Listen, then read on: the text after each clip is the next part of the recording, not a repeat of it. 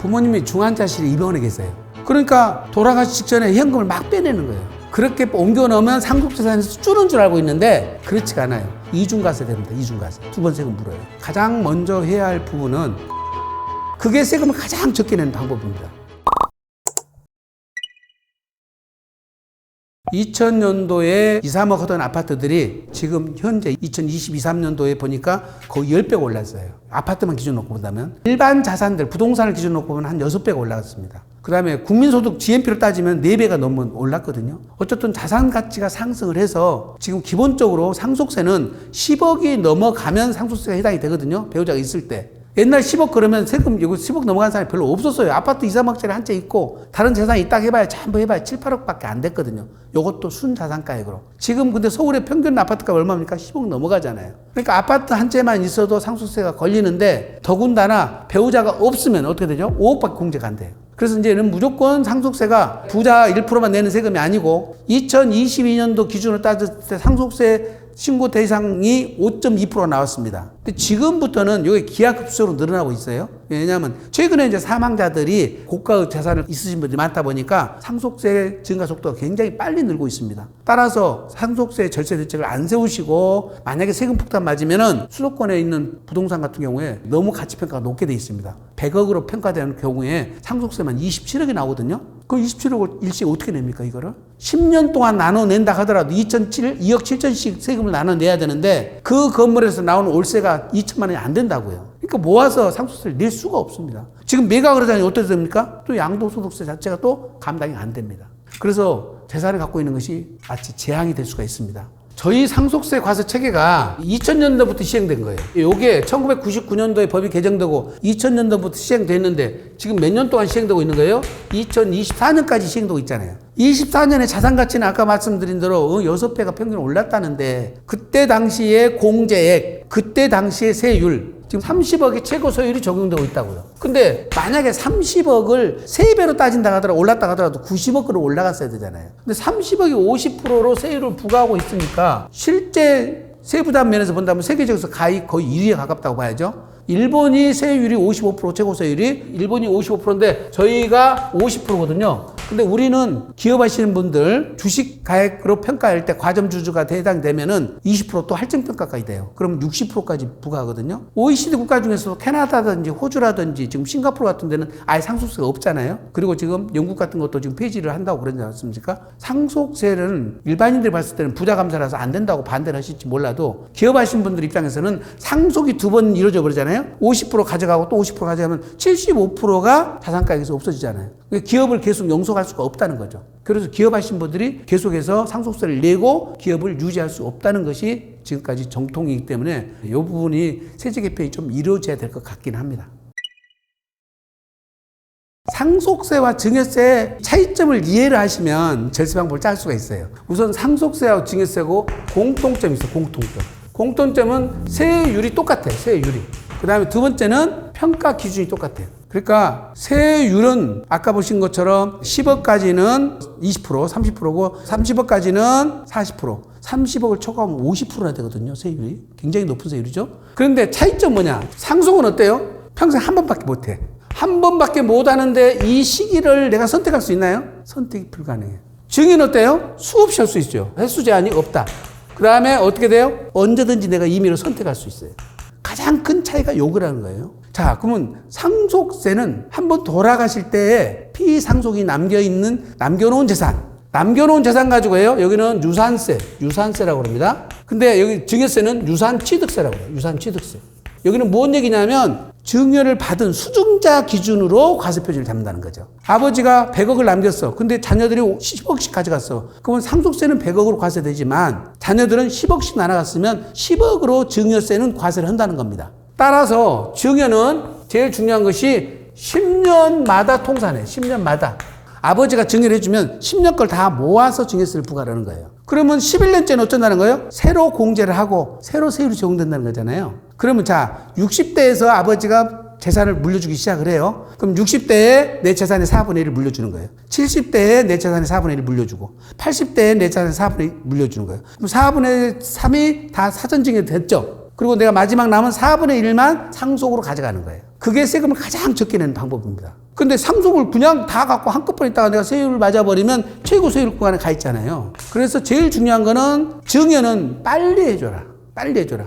그 다음에 계속 시간이 지나면 지날수록 가치는 올라가잖아요. 우상향으로. 그 다음에 증여받은 날로부터 발생한 수익은 수증자 거잖아요. 만약에 아버지 입장에서 보세요. 아버지가 임대소득이 1억씩 발생을 해. 1년에. 그러면 종합소득세 세금 3천만 원 냈다고 치고 7천만 원 갖고 있으면 거기에 대한 세금이 또 50% 3,500만 원이 또 상속세 또 물잖아요. 그러니까 종합소득세 물고 또 남은 돈은 상속세를 또 물기 때문에 부모 세대에서 발생하는 수익을 부모가 계속 누리고 있으면 이중과세 됩니다. 이중과세. 두 번 세금 물어요. 따라서 미리미리 주는 것이 제일 중요하다. 이 관점에서 부모님이 이제 돌아가신 상황에서는 어떻게 보면 상속세라든지 이런 절세 플랜은 다 스톱이 돼버리거든요. 가장 먼저 해야 할 부분은 안심 상속 서비스를 받게 되는데요. 안심 상속 서비스라는 게 뭐냐면 돌아가신 분이 갖고 있는 모든 자산, 금융, 채권, 보험금까지 관련해서 이 정보 데이터가 전부 다 상속인한테 제공되는 거거든요. 그러니까 안심 상속 서비스를 신청하면 사망 신고를 내면서 이거 신청이 되는데, 자, 문제가 뭐냐면은 안심 상속 서비스가 제기돼 버리면 금융거래가 다 동결돼 버려요.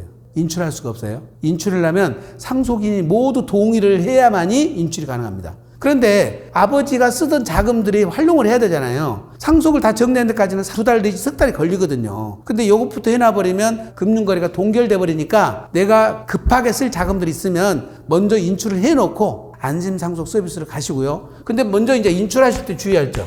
사전 인출을 했어요. 사망신고 하기 전에. 근데 여기 안에서 상속인들 간에 유리분 다툼이 있어요. 즉 분쟁이 발생했으면 이렇게 미리서 인출한 것도 이게 문제가 될 수 있습니다. 횡령으로 문제를 삼을 수가 있단 말이에요. 상속재산에 손을 댔잖아요. 그럴 여지가 있으면 하시면 안 돼요. 두 번째는 상속인이 채무가 너무 많으면 상속 포기를 하거나 한정 승인을 받아야 되거든요. 그거는 법원에다 해야 됩니다. 3개월 내에 해야 되니까 상속세 신고하기 전에 돌아가신 분의 채무를 확인하시고 내가 상속을 정상으로 받을 것인지 상속을 포기할 것인지 한정 승인을 받을 것인지 이런 부분을 미리미리 좀 검토를 해 두신 게 좋겠죠. 먼저 이 두세 가지만 하시고 한 달 이내 사망신고는 하셔야 됩니다. 왜냐하면 한 달 이내 사망신고를 안 하시면 과태료부가 됩니다. 그 다음에 상속세 신고 기간까지는 한 6개월 정도 여유가 있으니까요. 천천히 준비를 하셔도 될 것 같습니다. 제일 많은 오해가요. 상속재산가액 평가. 평가 쪽을 모두 다 기준시가로 평가한다 이렇게 알고 계신데요. 여기에서는 원칙적으로 시가가 원칙이에요. 시가. 근데 시가라는 거는 상속 개시일 해서 전후 6개월. 예. 전 6개월, 후 6개월 사이에 매매가액, 감정가액, 유사부동산 매매 사례가액, 경매 공매가액이 있으면 요 금액이 시가가 돼버려요. 무슨 얘기냐면 5억짜리 주택을 상속을 받았는데 여기 기간 중에 10억에 판매를 했다면 어떻게 된다고요? 여기 매매가액이 있으니까 이 10억이 상속 개시 당시 평가액으로 바뀌어버려요. 그러면 어쩐다는 겁니까? 5억으로 상속세를 매기는 것이 아니라 10억으로 부과하는 거예요. 그런데 여기 뒤에 가서 여기서 팔았어 10억에. 그럼 어떤 일이 벌어집니까? 5억의 상속을 받아서 10억이 판결되는 거죠. 상속세는 5억으로 내고 대신 양도 차익이 10억 마이너스 5억에 대한 양도 차익을 양도세로 내는 거예요. 그러니까 여기 유불리를 따져봐야 되겠죠. 10억으로 평가해서 상속세는 10억으로 내지만 대신 양도소득세는 안 나와요. 왜? 10억에 사서 10억에 판고로 되니까. 대신 상속받을 때는 5억으로 받고 양도는 10억으로 평가되면은 상속세는 적게 나오지만 양도세는 많이 나온다. 그래서 요 상황을 다 비교를 해서 양도가 이루어져야 되거든요. 아파트 같으면 내 아파트에 거래가액은 없다 하더라도 내 옆에 같은 단지에 같은 평형 기준시가가 유사한 부동산 아파트가 매매한 가액이 나온다 그러면 그게 시가로 볼 수 있다는 겁니다. 그래서 이 부분에 대해서 오해가 없으셔야 되고요. 반드시 전문가 도움 받아서 평가를 하셔야 되고, 두 번째는 이제 보험금이 문제예요. 보험금은 민법에서는 상속재산에서 제외되어 있습니다. 그런데 우리 세법에서는 요거를 간주 상속재산으로 내놨어요. 간주는 뭔 말이에요? 상속재산이 아닌데 상속재산으로 봐본다는 뜻이잖아요. 자, 문제는 계약자하고 피보험자하고 수익자하고 요게 굉장히 중요합니다. 보험 가입할 때. 근데 계약자가 아버지고 피보험자도 아버지인데 수익자는 자녀예요. 아버지가 계약을 하고 돈을 아버지가 불입을 했으면서 피보험자가 아버지일 경우는 아버지가 돈을 냈기 때문에 어쩐다고요? 이게 상속재산으로 들어가 버리는 거예요. 그러면 계약자하고 돈 내는 사람, 계약자를 어머니로 했어, 어머니로 계약자는 하기로 했는데 어머니가 전업주부야. 그럼 결국 아버지가 벌어다 준 돈으로 보험금 냈다는 거잖아요. 그 계약자는 어머니지만 실제 불입자는 누구예요? 아버지가 돼버려요. 그것도 상속세로 들어가 버린 거죠. 근데 이게 실제 계약자는 아들이고 이 계약 보험금을 불입한 사람도 아들이에요. 그러면 어떻게 된다는 거예요? 상속재산의 제외가 돼요. 그래서 보험을 가입할 때 계약자가 누구냐, 보험금을 누가 불입했냐에 따라서 상속재산에 해당되고 안 되고 차이가 있어요. 이럴 경우는 어머니로 이러면서 어머니는 소득도 없는데 아버지 돈 갖다가 보험금을 불입했을 때는 이건 상속재산을 빼주지 않는다. 이거를 무조건 상속재산 다 제외되는 건 아니에요. 그 다음에 제일 많이 이제 문제가 되는 것, 부모님이 중환자실에 입원해 계세요. 근데 예금이 한 10억 정도 있어. 그러니까 돌아가시 직전에 현금을 막 빼내는 거예요. 어쨌든 통장으로 어디로 옮겨놨어요. 그렇게 옮겨놓으면 상속재산에서 줄은 줄 알고 있는데 그렇지가 않아요. 어느 분은 아버지 통장에서 돈을 빼놔가지고 인출하고 그 2시간 뒤에 본인 장남 통장에다가 다 그대로 통장에 입금시켰어요. 그럼 뭔 얘기예요? 아버지 돈이 내 하트에 와 있어 이 말이잖아요. 옮겨놓는 순간 그건 증여가 돼버려요. 또 1년 이내에 2억 이상을 2년 이내에 5억 이상 만약에 예금이라든지 이런 것들이 인출됐다면 사용처를 다 밝혀야 돼요. 안 그러면 어쩐다는 거예요? 현금으로 자녀한테 상속했다고 보는 거죠. 돌아가시기 전에 10년간의 금융거래 내역을 추적을 해서 그 사이에 가족 간 거래가 있는 것들은 그게 증여 혐의가 있으면 증여세를 과세하고 다시 상속재산에서 합산해버려요. 그래서 돌아가시기 직전 10년간 금융거래가 굉장히 중요하다. 반드시 상속세에서 세무서 받는다는 사실을 알고 이렇게 중환자실에 계시는 사이에서는 예금 인출하시면 안 돼요. 그래서 이렇게 상속 개시 전에 자본 부동산을 처분하거나 예금을 인출하거나 아니면 빚을 지거나 이런 행위들은 전부 다 막혀 있다는 것을 알고 하셔야 됩니다.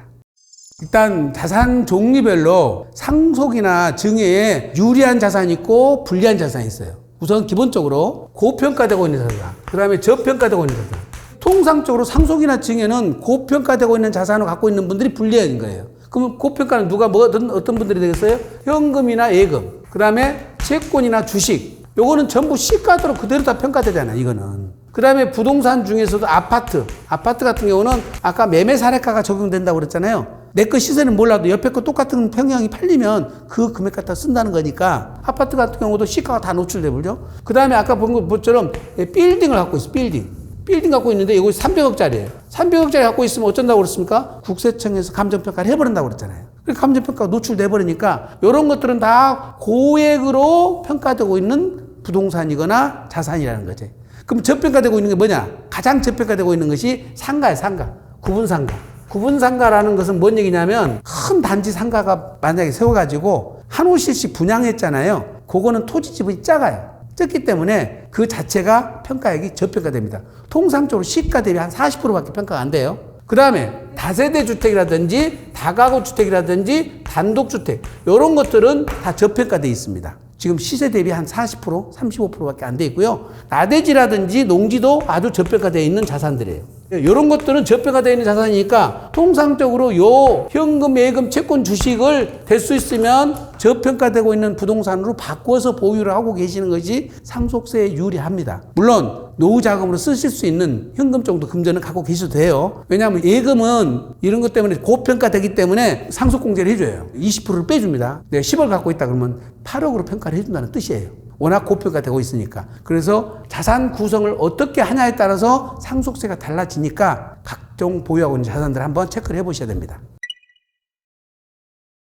우리가 쓰는 용어 중에 사회통념상이라는 용어를 많이 써요. 사회통념. 나도 하고 그렇게 하고 너도 그렇게 하고 우리 주변 사람들이 다 그렇게 하는 것은 사회통념에 비추어서 일반적으로 하는 행위예요. 법도 그런 건 다 허용하는 겁니다. 부양 의무가 있는 부모가 자녀한테 생활비 주는 거 같이 살면서 생활할 수도 있고 별도로 생활비를 줄 수도 있죠. 학교 다니고 있는 자녀가 있으면 학비하고 생활비는 따로 줘야 맞잖아요. 그런데 생활비 쓰는 규모는 사람에 따라 다 다르죠. 집안 사정에 따라 다르고 능력에 따라 다르기 때문에 그걸 금액을 일률적으로 말할 수가 없어요. 제일 중요한 거는 생활비를 받는 자녀가 경제적 능력이 있냐 없냐 이게 문제예요. 첫 번째. 근데 이 친구가 대기업에 다니는데 연봉이 6천만 원이에요. 부모가 생활비 대줘야 될까요? 당연히 대줘야 할 의무가 없죠. 그 다음에 생활비를 줬는데 지금 대학교 다니는 대학생한테 자녀한테 생활비를 줬어. 얼마씩? 1,000만 원 보내줬어. 근데 300만 원 쓰고 700만 원 모아서 본인이 주식 투자를 해가지고 또 모아서 아파트를 샀어. 그거는 700만 원 준 돈은 생활비가 아니죠. 즉 내가 생활하는데 다 써버렸으면 상관이 없지만 그 돈이 남아서 축적돼서 다른 자산으로 변형돼 버렸다면 그 경우는 생활비를 제외하고 증여세로 과세가 됩니다. 아까 보신 것처럼 상속이 이루어지면 상속 개시하면은 돌아가신 분의 계좌를 조사한다고 그랬잖아요. 통상적으로 10년간 거를 봐요. 10년간 걸. 근데 문제는 현금으로 빼서 현금으로 줬으면 근거 안 남죠. 근데 계좌 이체를 했다는 얘기는 목록이 나와야 되거든요. 따라서 이 계좌 이체를 할 때 반드시 조결안에다가 이게 왜 돈이 오고 가는지를 써놓으셔야 돼요. 본인도 나중에 어떻게 되는지 모르잖아요. 내가 자녀한테 빌려준 돈이다. 그러면 그거는 대여금 그리고 채무증서를 작성해 놓으셔야 되겠죠. 그 다음에 그 채무증서에는 이자가 지급 내용이 나와야 돼요. 원금 변제 방법이 나와야 되고요. 그렇게 해서 돈을 빌려줬다고 하고 그 다음에 돌려받았으면 돌려받은 근거가 있어야 되겠죠. 또 어떤 경우가 있습니까? 부모님이 내가 해외에서 뭔가 물건을 직구를 했어. 직구를 하는데 몰라. 자녀들이 대행해서 해주는 경우 많잖아요. 그 돈은 부모님이 나중에 송금해 주는 경우도 있잖아요. 그런 경우에는 내가 물품 구매 대행해 준 거라든지 이런 걸 다 기록을 남기시라는 거죠. 그리고 증여를 했으면 확실하게 증여받았다고 하고 증여세 신고를 하시면 되는 거예요. 따라서 지금 보신 것처럼 빌린 곳, 증여한 곳, 그 다음에 대행 구매한 것, 내가 또 대신해서 돈을 받아다가 전달한 경우도 있었겠죠. 이렇게 내용들을 다 조결안에다가 기록을 해두고 그래야 나중에 세무서에서 소명 요구를 할 때 소명이 될 수가 있습니다. 소명이 안 되면 안 되기 때문에 증여를 보니까 그렇게만 해놓으시고 거래하시면 문제는 없고요. 그래서 통장 거래할 때는 조결안에다 반드시 조결을 기록을 하고 채권 채무 관계는 채무증서를 작성하고 내가 무상으로 받았으면은 그거는 증여세 신고를 이행해 놓은 게 좋다. 이렇게 보시면 되겠습니다. 현금 증여라는 것은 가장 절세하기 좋은 거예요. 왜냐하면 부동산 같으면 나눠서 주는 것이 힘들잖아요. 근데 문제는 뭐라고 그랬어요? 아까 증여세는 수증자가 많으면 많을수록 유리하다고 그랬지 않습니까? 근데 내가 부동산 같으면 아들, 딸밖에 못 주지만은 현금 같으면 며느리 사이도 줄 수 있고 손자녀가 미성년자라도 상관없어요. 한두 살 먹은 어린아이라 하더라도 분산해서 증여를 하게 되면 수증자별로 세금이 과세됩니다. 분산시켜서 주기 때문에 절세가 되는 거죠. 예를 들어서 20억짜리 하나를 줬는데 세금이 6억 나와버려요. 근데 20억짜리를 팔아서 자녀들을 해서 6명한테 나눠줘 버리면 세금이 줄어들어 본다는 거지. 그 말이에요. 우리나라가 금융실명제가 되면서 특히 이제 자금 세탁을 방지하기 위해서 우리나라에 지금 금융정보분석원이라는 게 설립되어 있습니다. 줄여서 FIU라고 그러거든요. 금융정보분석원에서는 지금 말씀하신 것처럼 자금 세탁과 관련되는 부분들을 자료들을 수집을 해서 해당 기관에다 각각 다 보내주는데요. 해당 기관 어떻게 있습니까? 검찰도 있을 수 있고 경찰도 있을 수 있고 국세청에도 있을 수 있고요. 금융감독원도 있을 수 있겠죠. 여기에 연관되어 있는 거기다 보내주는데 첫 번째 보고된 것이 CTR이라고 그래요. CTR. 고액 현금 거래에 대해서는 이거를 금융기관에서 현금으로 일정 금액 이상 거래가 들어오면 예금도 인출도 다 둘 다 보고를 해야 됩니다. 금융기관별로 1인당 1,000만 원 이상이 현금으로 인출되거나 예금되면은 무조건 요거는 고액 현금 거래라고 해서 보고를 해줘야 됩니다. 만약에 이게 1,000만 원 하니까 어떤 사람들이 900만 원씩 빼봐가지고 1,000만 원을 피해갈 수 있겠죠. 이거는 이제 의심거래라고 그래요. 그 의심거래는 STR이라고 그래요. 근데 안수남이라는 사람이 예금을 900만 원 인출해가지고 지금 계속 현금을 빼내더라는 거죠. 근데 오늘만 한 게 아니야. 어제도 오고 오늘도 오고 내일도 오고 계속 현금을 계속 빼내는 거예요. 근데 1,000만 원은 안 걸리게 빼더라. 그러면 어쩐다? 그것도 의심거래로 봐서 보고를 해주도록 되어 있습니다. 물론 국세청에서 보고 받아가지고 이 모든 것을 다 바로바로 세무조사 하진 않습니다.